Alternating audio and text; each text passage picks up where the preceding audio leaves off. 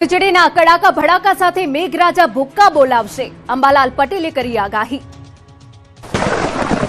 જૂનમાં જમાવટ કરશે મેઘરાજા, 4 જૂન સુધી વરસાદ બોલાવશે ભૂક્કા, 20 જૂન આસપાસ અણધાર્યો વરસાદ ત્રાટકશે। ગુજરાતના વિવિધ જિલ્લાઓમાં પ્રી મોન્સૂન એક્ટિવિટીના ભાગરૂપે મેઘરાજાનું આગમન થઈ ગયું છે। કાળઝાળ ગરમી વચ્ચે વરસાદે રમઝટ બોલાવી છે, હજુ પણ વરસાદ ભૂક્કા બોલાવશે। હવામાન નિષ્ણાંત અંબાલાલ પટેલે ખેડૂતો ખુશ થઈ જાય એવી આગાહી કરી છે। તેમના મતે 4 જૂન સુધી અને જૂનના બીજા સપ્તાહમાં પણ ધોધમાર વરસાદ ખાબકશે। એમાં પણ દાહોદ, પંચમહાલ સહિત મધ્ય ગુજરાતના વિસ્તારમાં 1 થી 3 ઇંચ જેટલો વરસાદ પડી શકે છે।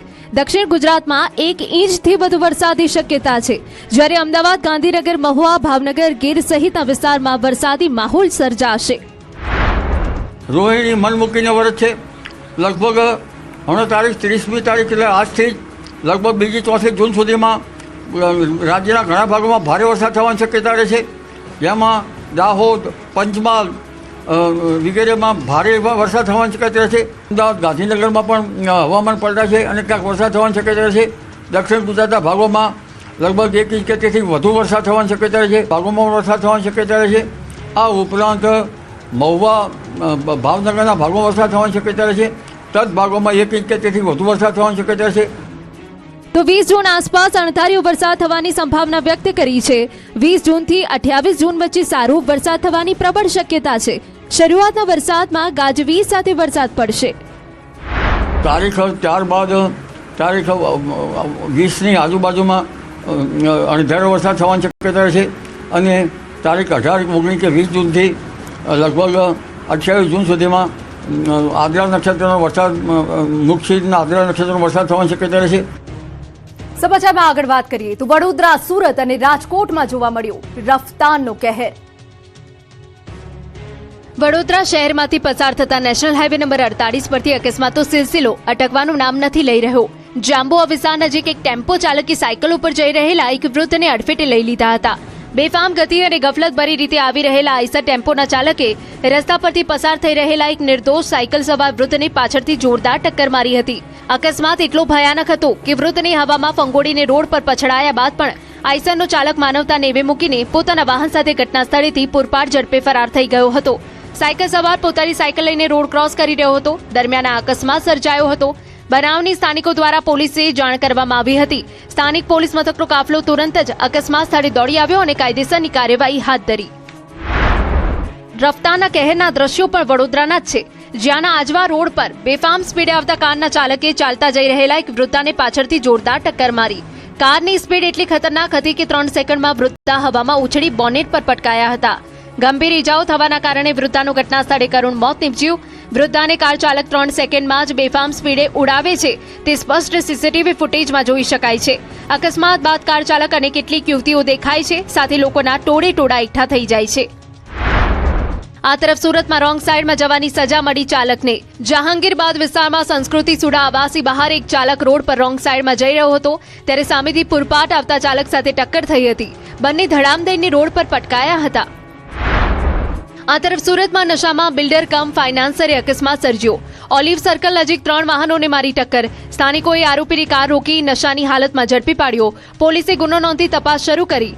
વિવાદિત ફાઇનાન્સર મંજુ સિંઘ ઉર્ફે ઉમેદર રાઠોડ સામે અગાઉ પણ ફરિયાદો થઈ છે। તો રાજકોટના જૂના માર્કેટિંગ યાર્ડ પાસે ખાનગી બસે અડફેટે આવતા યુવતીનું મોત નીપજ્યું, જે બાદ લોકો રોષે ભરાયા હતા। બસ ડ્રાઈવરને બેફામ રીતે માર મારવામાં આવ્યો। લોકોએ કાયદો હાથમાં લઈને ડ્રાઈવરને બેફામ માર માર્યો હતો।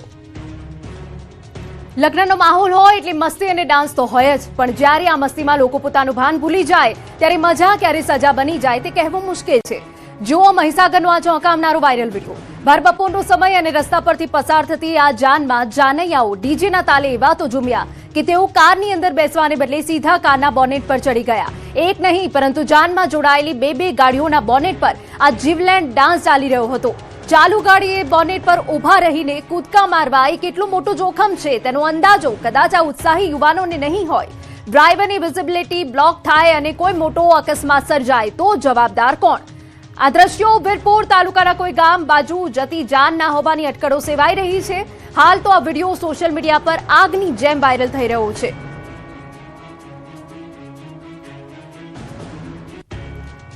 વાપીની લક્ષ્મી હોટેલ પાસે ગેસ લાઇનમાં બ્લાસ્ટ, કેબલ નાખવા માટે ખોદેલા ખાડામાં ગેસ લાઇનમાં બ્લાસ્ટ. નજીકમાં આવેલી લક્ષ્મી હોટલમાં આગ પ્રસરી. વિસ્ફોટ સાથે આગને પગલે વિસ્તારમાં દોડધામ મચી. ઘટનામાં હોટલના 2 કર્મચારી દાઝ્યા. સમગ્ર ઘટનાને લઈ ફાયર વિભાગની ટીમ પહોંચી. નોકરીના છેલ્લા 8 મહિનામાં અબજો રૂપિયા ભેગા કરવાની લાલચમાં ક્લાસ 1 ઓફિસર રંગે હાથ લાંચ લેતા ઝડપાયો. નોકરીના છેલ્લા 8 મહિના જ બાકી હતા એટલે આ સમયગાળામાં જેટલું ભેગું કરી શકાય એટલું કરી લેવાની તકમાં લાંચિયા ક્લાસ 1 ઓફિસરને જેલમાં જવાનો વારો આવ્યો છે. મુખ્ય વિદ્યુત નિરીક્ષકનો પાપ છાપરી ચડીને પોકાર્યું. અધિકારીની કરતૂત પર્દાફાશ થયો. લાંચ રૂશ્વત વિરોધી ખાતા દ્વારા ગાંધીનગર ઉદ્યોગ ભવન ખાતે ફરજ બજાવતા ક્લાસ 1 અધિકારી મુખ્ય વિદ્યુત નિરીક્ષક એબી ચૌધરી વિરુદ્ધ અપ્રમાણસર મિલકતનો ગુનો દાખલ કરાયો. સોલાર પેનલની એનઓસી આપવાના બદલામાં 5 લાખ રૂપિયાની લાંચ લેતો, દરરોજ લાખો રૂપિયાની લાંચ લઈ પોતાના કારમાં ઘરે લઈ જતો હતો. જેની જાણ થતા એસીબીની ટીમે વોચ ગોઠવી. ગાડીમાં તપાસ કરતા તેમાંથી રૂપિયા 5,51,000 રોકડા અને ગિફ્ટ વાઉચર પણ મળી આવ્યા હતા. ત્યારબાદ એસીબીએ આ લાંચિયા સરકારી બાબુના ગાંધીનગર અને સુરત સ્થિત મકાન ખાતે સર્ચ કરતા 1,76,00,000 જેટલા રોકડા તેમજ 88,82,000ના સોનાના દાગીના, લગડી અને સિક્કા મળી આવ્યા હતા. આમ એસીબીના સર્ચ દરમિયાન કુલ 2,64,000ની મત્તા મળી આવતા એસીબીએ અપ્રમાણસર મિલકતનો ગુનો દાખલ કરી વધુ તપાસ હાથ ધરી છે. એસીબીની તપાસમાં સામે આવ્યું છે કે એબી ચૌધરીએ છેલ્લા 1 જ અઠવાડિયામાં 100 જેટલી ફાઇલ ક્લિયર કરી છે, જેમાં તેણે કોની પાસેથી કેટલી લાંચની રકમ મેળવી છે તે અંગે વધુ તપાસ શરૂ કરાઈ છે. એબી ચૌધરી છેલ્લા 4 વર્ષથી અહીં ફરજ પર હતા અને તેમની નિવૃત્તિમાં પણ 8 મહિના જેટલો સમય બાકી છે. વોચમાં રહેલ અને તેમની ગાડીમાંથી અમને 5,51,730ની રોકડ અને અન્ય ગિફ્ટ વાઉચરો મળી આવેલ. તેઓના ગાંધીનગર અને સુરત ખાતેના મકાનો અને ગાડીમાંથી કુલ 1,76,14,970ની રોકડ રકમ અને 88,82,910ની અંદાજિત કિંમતના સોના ચાંદીની લગડીઓ, દાગીના અને સિક્કાઓ મળી આવેલ. સમાચાર નવસારીમાંથી. વાંસદા તાલુકા પંચાયતમાં એસીબીની મોટી કાર્યવાહી. અધિક મદદનીશ ઇજનેર લાંચ લેતા ઝડપાયા. ક્રિકેટ ગ્રાઉન્ડના બિલ માટે માંગી હતી લાંચ. રૂપિયા 16,000 સ્વીકારતા રંગે હાથ પકડાયા અધિક મદદનીશ ઇજનેર. વાંસદા તાલુકા પંચાયત કચેરીના પાર્કિંગમાં એસીબીની સફળ ટ્રેપ. નવસારી જિલ્લાના વાંસદા તાલુકા પંચાયતમાં અધિક મદદનીશ ઇજનેર કૃણાલ પટેલ રૂપિયા 16,000ની લાંચ લેતા રંગે હાથ ઝડપાયા. કૃણાલ પટેલે ક્રિકેટ ગ્રાઉન્ડના રૂપિયા 4.61 લાખના બિલને મંજૂરી આપવા માટે પ્રથમ 5% મુજબ રૂપિયા 23,000ની લાંચ માંગી હતી. પેટમાં ઉંદર દોડતા હોય તો પણ પડીકા ના ખાતા. હવે ગોકુલ ચવાણાના પેકેટમાંથી નીકળી મરેલી ગરોળી તો કેરીના રસમાંથી નીકળી જીવાત. જો કડકડતી ભૂખ લાગી હોય, પેટમાં ઉંદર દોડતા હોય તો પણ પડીકા ન ખાતા. રાજ્યમાં અનેકવાર ખાવા પીવાની વસ્તુમાંથી જીવાત નીકળવાની ઘટનાઓ સામે આવતી હોય છે. જસદણના આટકોટમાં ચવાણાના પેકેટમાંથી મૃત ગરોળી નીકળી. આટકોટમાં એક ગ્રાહકે ગોકુલ કંપનીનું ચવાણાનું પેકેટ ખરીદ્યું હતું, જે બાદ ચવાણું ખાવા માટે પેકેટ ખોલતા જ ગ્રાહક રીતસર ન ચોંકી ગયા, કારણ કે ચવાણામાં મૃત ગરોળી હતી. જે બાદ તેમણે ચવાણામાંથી નીકળેલી ગરોળીનો વિડીયો બનાવ્યો અને ગોકુલ કંપનીમાં ફરિયાદ કરી હતી. ગ્રાહકે આરોગ્ય સાથે ચેડા કરનાર કંપનીના સંચાલકો સામે કાર્યવાહી કરવાની માંગ કરી છે. કેરીના રસિયાઓ બહારથી કેરીનો રસ ખાતા પહેલા વિચારજો, કેમ કે મહેસાણાના નુગર ગામ પાસે મહાદેવ ઇન્ડસ્ટ્રીયલ પાર્કમાં કેરી રસના હોલસેલ વિક્રેતાને ત્યાં ફૂડ વિભાગે દરોડા પાડ્યા. સ્થળ પર કેરી તપાસતા કેરીમાં જીવાત મળી આવી. પાટીદાર રસ સેન્ટરમાં ખાદ્ય 2,025 કિલો કેરી મળી આવી. 230 કિલો કેરીનો તૈયાર રસ પણ સ્થળ તપાસમાં ઝડપાયો. વડોદરામાં પશુપાલકો બેફામ. ઢોર પકડવા આવેલી પાર્ટી પર કર્યો હુમલો. ઝપાઝપી બળજબરીપૂર્વક ગાયોને છોડાવી અને મારામારીના દ્રશ્યો વડોદરાના છે. ફરી એકવાર પશુપાલકોની દાદાગીરી સામે આવી છે. વડોદરા શહેરમાં રખડતા પશુઓનો ત્રાસ દૂર કરવા માટે નીકળેલી મહાનગરપાલિકાની ઢોર પાર્ટી પર પશુપાલકો દ્વારા હુમલો કરવામાં આવ્યો. વડોદરા કોર્પોરેશનની ઢોર પકડ પાર્ટી કિશનવાડી વિસ્તારના જાહેર માર્ગો પર અડીંગો જમાવીને બેઠેલી રખડતી ગાયોને પકડીને ડબ્બે પૂરવાની કાર્યવાહી કરી રહી હતી. આ દરમિયાન પોતાની ગાયો પકડાતી જોઈને કેટલાક માથાભારે પશુપાલકોના ટોળે ટોળા ત્યાં ધસી આવ્યા હતા. પશુપાલકોએ પાલિકાના કર્મચારીઓ સાથે પહેલા ઉગ્ર બોલાચાલી કરી અને ત્યારબાદ મામલો બિચકાતા કર્મચારીઓ સાથે ઝપાઝપી કરી હોબાળો મચાવ્યો હતો. ઘટનાને પગલે વિસ્તારમાં તણાવભરી સ્થિતિ સર્જાતા આ અંગે તાત્કાલિક સ્થાનિક પોલીસે જાણ કરવામાં આવી હતી. પોલીસે મોટો કાફલો ઘટના સ્થળે દોડી ગયો હતો અને પરિસ્થિતિ પર કાબુ મેળવી તપાસ શરૂ કરાઈ હતી. પશુપાલકોની આ દાદાગીરી સામે પાલિકા તંત્રએ કડક વલણ અપનાવ્યું છે. સરકારી કર્મચારીઓ પર હુમલો કરવા અને ફરજમાં રૂકાવટ બદલ પાલિકાની ઢોર પાર્ટી દ્વારા હુમલો કરનાર પશુપાલકો વિરુદ્ધ પોલીસ સ્ટેશનમાં નામજોગ ગુનો નોંધવાની તજવીજ હાથ ધરવામાં આવી છે. સુરેન્દ્રનગર વઢવાણ સ્ટેટ હાઈવે પર દબાણો દૂર, વહેલી સવારથી જ બુલડોઝર સ્ટ્રાઇક કરાઈ. વિરમગામ સુરેન્દ્રનગર વઢવાણ રાજ્ય ધોરીમાર્ગ 17 ને 4 લેન બનાવવા માટે રોડ પર નડતરરૂપ દબાણોને દૂર કરવા માટે તંત્રે વહેલી સવારથી બુલડોઝર સ્ટ્રાઇક કરવામાં આવી. અમદાવાદના વિરમગામ ખાતે સ્ટેટ હાઈવે નંબર 17 પર ગંગાસર તળાવ નજીક આશરે 4000 ચોરસ મીટર જમીન પર ધાર્મિક સ્ટ્રક્ચર, દુકાનો તેમજ કબ્રસ્તાન સહિત દબાણો ખડકી દેવાયા હતા, જેને જમીનદોસ્ત કરવા માટે વહેલી સવારથી ઝુંબેશ શરૂ કરવામાં આવી હતી. સમગ્ર કામગીરી દરમિયાન એક ડીવાયએસપી, 15 પીઆઈ સહિત 550 થી વધુ પોલીસ અધિકારીઓ અને માર્ગ મકાન વિભાગના કર્મચારીઓનો ચુસ્ત પોલીસ બંદોબસ્ત સાથે ટીમ જેસીબી અને અન્ય મશીનો સાથે પહોંચી ગઈ હતી. ગેરકાયદેસર દબાણો પર બુલડોઝર ફેરવી મોટી જમીનને ખુલ્લી કરાઈ હતી. બોટલ નેકમાં નડતરરૂપ 3 દરગાહ અને કબ્રસ્તાનનો કેટલોક ભાગ તોડી પડાયો.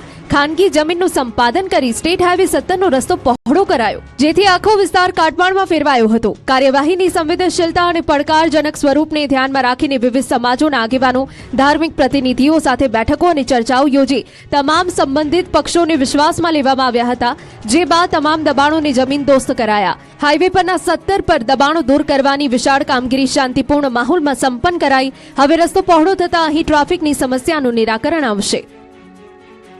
ભાડા વધારાની માંગ સાથે સુરતના રિક્ષા ચાલકો હડતાળ પર ઉતર્યા. રિક્ષાઓ અટકાવીને ઉતારી દેવાતા વિદ્યાર્થીનીઓ અને મુસાફરો રજડ્યા. સીએનજીના સતત વધતા ભાવને લઈ અમદાવાદ, ભરૂચ સહિત જિલ્લામાં રિક્ષા ચાલકોને ભાડામાં વધારો કર્યા બાદ હવે સુરતથી પણ રિક્ષાના ભાડામાં વધારાની માંગ ઉઠી છે. સુરત શહેરમાં સીએનજી ગેસના ભાવમાં વધારાના વિરોધમાં સવારથી જ ઔદ્યોગિક અને પરપ્રાંતીય બાહુલ્ય ધરાવતા વિસ્તારોમાં ઓટો રિક્ષા ચાલકોએ અચાનક જ હડતાળનું શસ્ત્ર ઉગામ્યું. સીએનજી મોંઘો થતા રિક્ષા ચાલકોનો આક્રોશ ફાટી નીકળ્યો હતો, જેના કારણે ડિંડોલી, સાઈ પોઈન્ટ અને મીઠાલાલ ફાટક જેવા વ્યસ્ત વિસ્તારોમાં પરિવહન સેવા સંપૂર્ણપણે ઠપ થઈ ગઈ હતી. આ હડતાળ દરમિયાન સૌથી ચોંકાવનારી ઘટના એ સામે આવી કે હડતાળમાં સામેલ ન થયેલા અને મુસાફરોને લઈને પસાર થઈ રહેલા સાથી રિક્ષા ચાલકોને આંદોલનકારીઓએ રસ્તા વચ્ચે રોક્યા હતા. રિક્ષાની અંદર બેઠેલા બાળકો, મહિલાઓને અજાણ્યા મુસાફરોને ઓટોમાંથી ઉતારી દેવાયા હતા, જેથી મુસાફરો રજડી પડ્યા હતા. સવારથી 100 થી 150 રિક્ષા ચાલકો એકત્ર થઈ ગયા હતા અને ચક્કાજામ જેવી સ્થિતિ ઊભી થઈ ગઈ હતી. રિક્ષા ચાલકોની સ્પષ્ટ માંગ છે કે સીએનજીના ભાવ વધારા સામે મુસાફરો દીઠ ભાડામાં તાત્કાલિક ધોરણે 5 રૂપિયાનો વધારો કરવામાં આવે. રિક્ષા એસોસિએશનના જણાવ્યા મુજબ હાલમાં જે વિસ્તારોમાં 3 થી 4 કિલોમીટરના અંતર માટે 15 રૂપિયા લેવામાં આવે છે, ત્યાં હવે 20 રૂપિયા ભાડું વસૂલવાની મંજૂરી મળવી જોઈએ. રિક્ષા ચાલકોએ રોષ ઠાલવ્યો કે આખો દિવસ કામ કરવા છતાં ઘરનો ગુજારો થતો નથી કે નથી ગાડીના બેંકના હપ્તા ભરાતા. વિરોધ દરમિયાન પરિસ્થિતિને કાબૂમાં લેવા પોલીસે હળવો બળપ્રયોગ પણ કર્યો હતો. હડતાળના કારણે શ્રમિક વિસ્તારોમાં અવરજવર પ્રભાવિત થતા લોકો સિટી બસ તરફ વળ્યા અને બસોમાં ભારે ભીડ જોવા મળી હતી. સુરતમાં 11 માળે લિફ્ટમાં